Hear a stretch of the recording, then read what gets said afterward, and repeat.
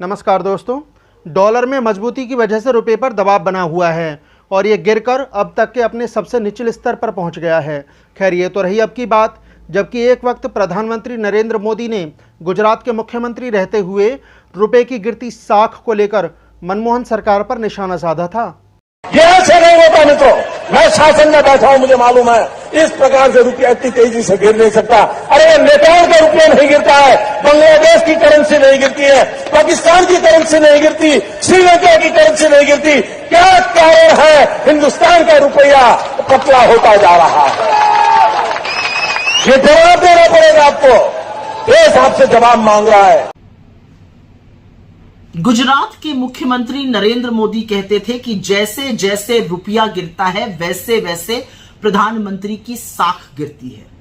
उस हिसाब से तो मोदी जी की साख और प्रतिष्ठा किस गटर में चली गई, इसका अनुमान लगाना ही बड़ा मुश्किल है।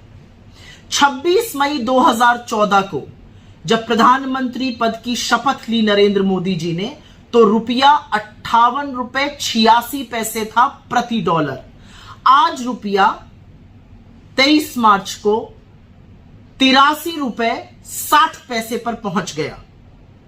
अब आपको लगेगा कि रुपए के गिरने से मुझे क्या फर्क पड़ता है, ये तो बड़ी बड़ी बातें हैं। रुपए के गिरने से आपको बहुत फर्क पड़ता है।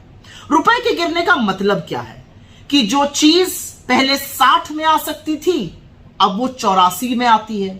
मतलब जिस चीज के लिए आपको $1 खरीदने के लिए 60 रुपए देने पड़ते थे, अब उसके लिए 84 रुपए देने पड़ रहे हैं। तो हर वो सामान जो हम आयात करते हैं उसका बिल बढ़ेगा। जैसे कच्चा तेल हो गया, कच्चे तेल के लिए पहले जहां पर आप $1 के लिए 60 रुपए देते थे, अब उस $1 के लिए हम मोटा मोटा 84 रुपए दे रहे हैं। तो जब वो बढ़ेगा तो यहां पर भी कीमतें बढ़ेंगी।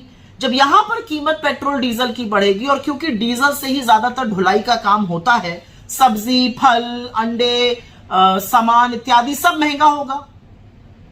जब महंगाई बढ़ेगी तो आरबीआई जो है वो रेट बढ़ाएगी महंगाई को कंट्रोल करने के लिए।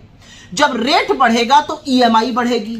ईएमआई मतलब अगर आपने स्टूडेंट लोन, अगर आपने कार लोन, अगर आपने होम लोन, इस तरह की चीजें ली हुई हैं तो उनकी ब्याज दर बढ़ जाएगी, उनकी ईएमआई बढ़ जाएगी, ज्यादा पैसा देना होगा। तो रुपए का कमजोर होना अर्थव्यवस्था का कमजोर होना और देश के कमजोर होने पर है।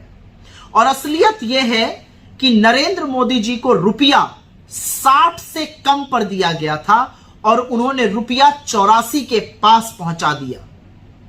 मुझे लगता है कहीं पेट्रोल की तरह शतक लगाने के बाद रुपए में भी तो सेंचुरी लगाने का अंदेशा नहीं है। और कुछ नहीं तो मुख्यमंत्री रहते अपनी ही बात सुन लें, जैसे जैसे रुपया गिरता है प्रधानमंत्री की साख गिरती है।